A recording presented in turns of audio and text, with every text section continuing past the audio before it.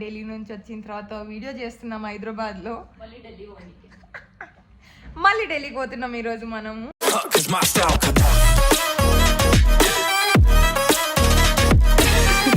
Hello beautiful people, I hope you guys are doing great. Welcome back to my channel and welcome back to another vlog. ఈ రోజు మనము ఢిల్లీ నుంచి వచ్చిన తర్వాత video చేస్తున్నాం హైదరాబాద్లో.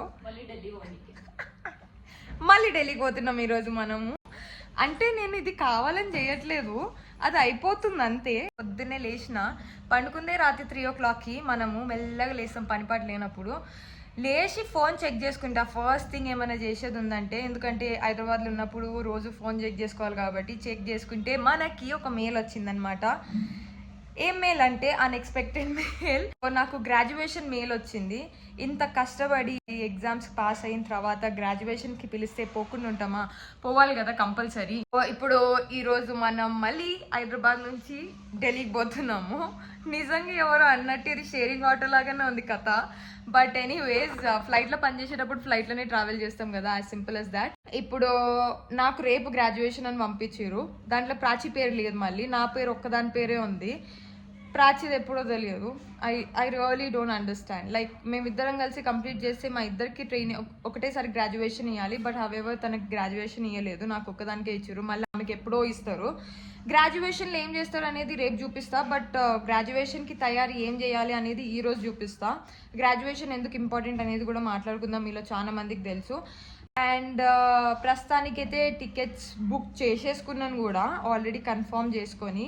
సో మనకి 5:30కి డిపార్చర్ ఉందన్నమాట. కొంచెం ముందే వెళ్ళిపోదాం పని చేసుకొని. ఆడ కిరణ్ ఉంటాడు కదా, కొంచెం టైంపాస్ చేద్దాం ఎయిర్పోర్ట్కి పోయి. పోతున్నా 3 o'clockకి పోవాలని టైం పెట్టుకున్నాను. ఆల్రెడీ 3:15 అవుతుంది. ఎన్ని బట్టలు ఉన్నాయి, ఈ బట్టలు వేసుకోవాలో అర్థం కాదు. క్విక్గా ఇది ఒక బ్యాగే తీసుకోబోతున్నా. పెట్టుకున్నా. Bye bye. అడవుడిలో పోతున్నా. అసలుకి ఇదేందో ఏమో, పొద్దున్న లేస్తే వాళ్ళు రాత్రి పండుకునేటప్పుడు వాళ్ళు. Let's go.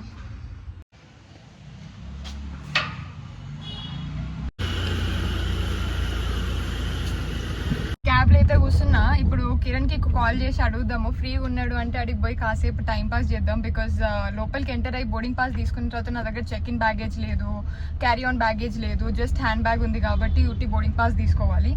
సో అట్లా పోయి టీ తాగి మస్కాబన్ తిని ఏదో ఒక ముచ్చట పెట్టచ్చు. బట్ ఫ్రీగా ఉన్నాడా లేదా తెలియదు. నేనంటే ఫ్రీగా ఉన్నా కానీ కిరణ్కి పని ఉండొచ్చు, బికాజ్ ఆన్ డ్యూటీలో ఉన్నాడు కాబట్టి. ఇప్పుడు మనకి ఈ నుంచి ఎయిర్పోర్ట్కి పోనీకే గుడ్ 50 minutes పడుతుంది. హోప్ఫుల్లీ కొంచెం జల్దీ రీచ్ అయితే నాకు కూడా మంచిదే. బట్ లెట్స్ సీ ఏ టైంకి రీచ్ అవుతాము అని. ఎయిర్పోర్ట్ రోడ్కి వచ్చేసినాము. ఇంకొక 5 minutesలో ఎయిర్పోర్ట్లో ఉంటాము.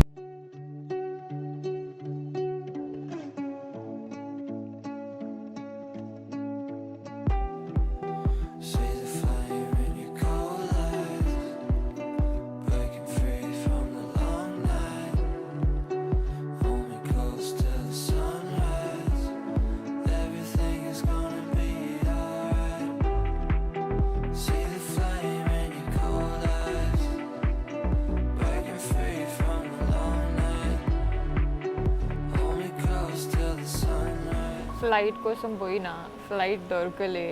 బికాజ్ ఎయిర్ ఇండియా ఎక్స్ప్రెస్ ఏదో ఇష్యూ జరుగుతుందంట. దానివల్ల ఎయిర్ ఇండియా ఎక్స్ప్రెస్ ప్యాసింజర్స్ని ఎయిర్ ఇండియా ఫ్లైట్స్లో పంపిస్తున్నారు.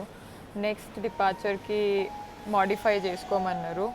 చేసుకొని అయితే చేసుకున్నా. బట్ అది కానీ బుక్ కాకపోతే, అంటే ఆ ఫ్లైట్లో మనకి సీట్ దొరకకపోతే ఐ థింక్ పోయే ఛాన్సెస్ లేవు. లెట్స్ సీ ఏమవుతుంది అనేది.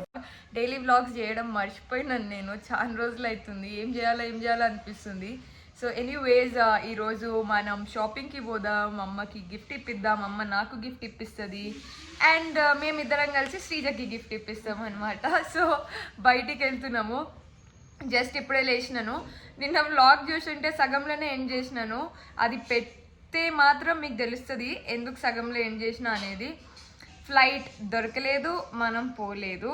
And back to home, we're continuing the vlog. నీకు ఇంత నేనుందా? ఇప్పించేటోళ్ళు ఉంటే తీసుకునే వాళ్ళకి బరువు దానికి ఏం ఉండదు. సంపద్ మా ఈరోజు ఓ మమ్మీ సంపద్దే మా చందమామ మా ఇంటి పక్కన ఉంటుండే కదా, వాటితో ఈరోజు మాట్లాడిండే. వాడిని ఎంత మిస్ అవుతామంటే అసలుకి వాళ్ళకన్నా ఎక్కువ మేమే మిస్ అవుతాము. ఎప్పుడు వస్తావు ఒక వారానికి ఒకసారైనా మాట్లాడతాము. వాడు ఎంత ముద్దుగా మాట్లాడతాడో. పప్పి పిన్ని, అమ్మమ్మ, జాను పిన్ని మంచిగా ప్రేమగా పిలుస్తాడు. వస్తారేమో అంటే వస్తూనే లేరు ఒక్క రోజుకైనా. ఇది పోతే మళ్ళీ బయటికి రాదన్న దాంట్లోనే ఇరికింది. సడన్గా అమ్మకి గోల్డ్ ఇప్పియబుద్ది అయింది. అట్లా కాదు. సో గోల్డ్ రేట్ పెరిగిన తర్వాత అమ్మకి గోల్డ్ ఇప్పియను అని చెప్పినాను. అప్పటి నుంచి అమ్మ ఒక్కసారి కూడా నన్ను ఇప్పి అని అడగలేదన్నమాట. అడగనందుకు ఇప్పిస్తున్నాను. సో అట్లా all of the sudden so ఆమె హ్యాపీగా ఉండే. ఇది మేము ఆర్డర్ ఇచ్చి ఆల్మోస్ట్ 1 వీక్ అవుతుంది. మేము ఇది వేరేది తీసుకుండే, బట్ అది నచ్చకపోతే రిటర్న్ ఇచ్చి మళ్ళీ ఇది డిజైన్ సెలెక్ట్ చేసి చేయించుకుండే అనమాట. నాకు తప్పించి నీకేం లేదు చెప్తున్నా. ఈ రోజుకి అయిపోయింది నీ కోట.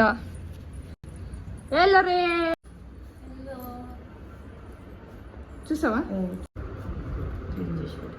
చూడండి అమ్మా చూడండి. మళ్ళీ 5,000 ఎక్కువ కట్టించుకుంది శ్రీజ. 1 రూపీ తగ్గలేదు శ్రీజ.